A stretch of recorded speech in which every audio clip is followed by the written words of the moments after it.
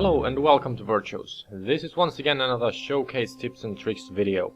This time I will be talking about game mats and gameplay grid. I've made a couple of different ones with different techniques, so I'll go through each and one of them. For this I actually had a broken painting that had its very thin backside that worked well enough to create a game mat for DnD.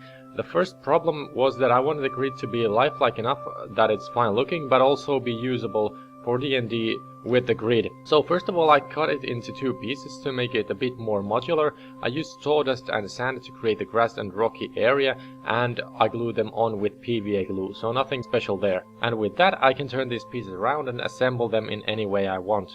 Whether I want some kind of mountain in the middle and grass on the sides or vice versa, I could just turn them around.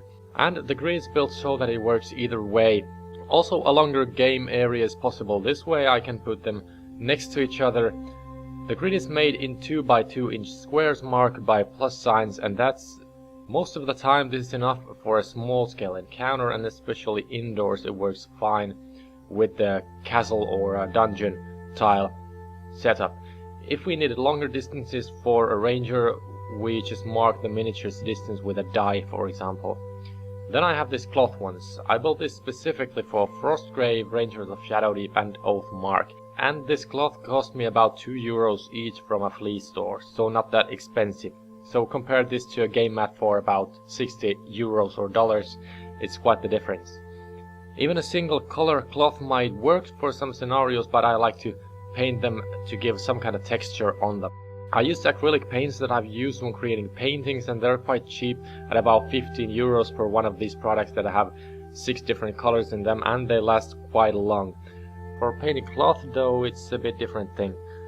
The cloth absorbs quite much of the paint, and depending on how dark your canvas in this craft is, you might have to use quite a lot of paint to get the vibrant colors, so I advise you to use light colored cloth to get what you want. On the other side of this cloth I have a very different kind of texture that I used about 3 times as much paint on as on the other side, so you can see the difference in color and in the vibrance of the colors.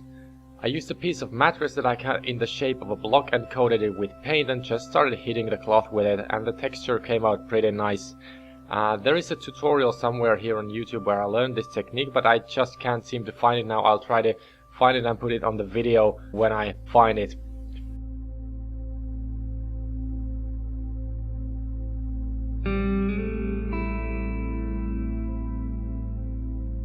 Let me know what you think in the comments below, and thank you for watching. I will see you in the next video.